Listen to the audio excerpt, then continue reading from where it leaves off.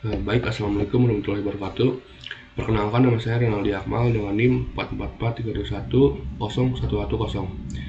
Pada kali ini saya akan mempresentasikan hasil penulisan tentang rancangan penelitian saya yang berjudul Analisis Pengolahan Sampah di PPN Karangantu berbasis ekonomi biru dengan konsep Zero Waste. Penelitian ini dilatar belakangi oleh data sampah plastik masuk yang sudah mencapai angka 3,2 juta ton, di mana angka ini dicapai pada tahun 2019 pada zamannya Ibu Susi menjabat jadi ketua KKP.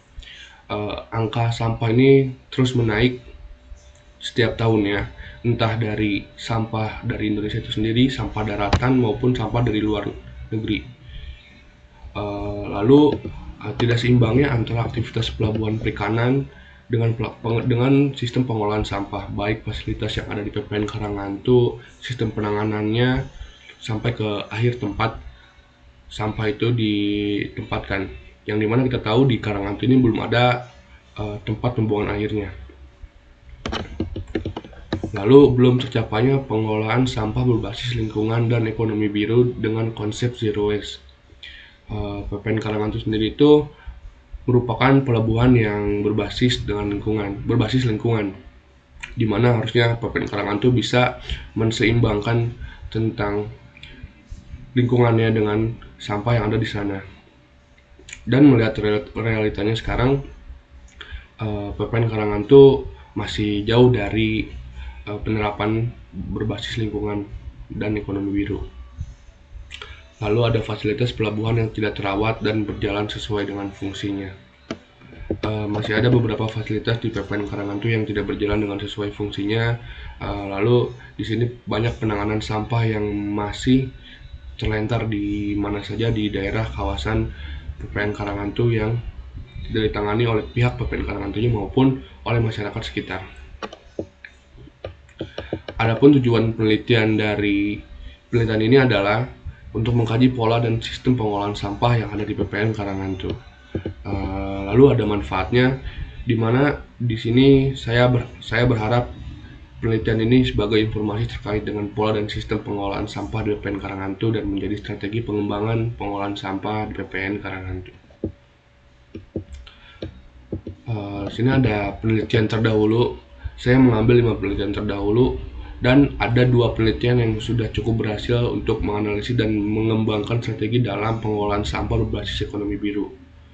Yang pertama ada penelitian Hasbullah et al. Tahun 2019 tentang analisis pengolahan sampah di Kota Subuh Salam. Lalu ada penelitian Iqbal dan Tatang Suher 2019 tentang identifikasi penerapan konsep zero waste dan circular economy dalam pengolahan sampah di Kota Kampung Cibunut, Kelurahan Kebun Pisang, Kota Bandung. Lalu ada penelitian Hamzah dan Rahmawati tahun 2021. Penerapan eco-fishing port di Pelabuhan Perikanan Nusantara Karangantu, Provinsi Banten, Aquatica, Indonesia. Lalu ada penelitian Muninggar, Fadilah, dan Puspito pengolahan limbah padat di Pelabuhan Perikanan Nusantara Muara Angke, Jakarta. Dan yang terakhir ada penelitian Wahyuni dan Muninggar tahun 2022 tentang penilaian pengolahan lingkungan Pelabuhan Perikanan Samudra Kutaraja berdasarkan parameter fishing port. Dalam penelitian terdahulu di sini saya sudah mendapatkan dua judul tentang strategi maupun analisis pengolahan sampah berbasis ekonomi biru yang tergolong sudah cukup berhasil dalam pengembangan strateginya. Lalu dalam penelitian Bapak Asep Hamzah tahun 2021 tentang penerapan eco-fishing port, di sini jelas terdapat banyak data fasilitas dan sampah yang tidak terkelola dengan baik dan benar baik oleh pihak Karangantunya itu sendiri dan masyarakat sekitarnya. Lalu ada metode penelitian di sini, waktu dan tempat yang saya lakukan pada bulan Oktober dan sampai bulan November tahun 2024. Penelitian ini dilakukan di kawasan PPN Karangantu. Alat dan bahannya yang digunakan adalah alat tulis, kamera, handphone, dan kertas kuesioner. Dan jenis data yang digunakan adalah data primer dan data sekunder. Pengumpulan data di sini menggunakan metode survei dengan menentukan responden menggunakan teknik sampel secara purposive sampling. Dan analis data di sini menggunakan teknik analisis data deskriptif kualitatif. Terima kasih. Mungkin cukup sekian presentasi dari saya yang bisa saya paparkan di sini. Kurang lebihnya mohon maaf. Wassalamualaikum warahmatullahi wabarakatuh.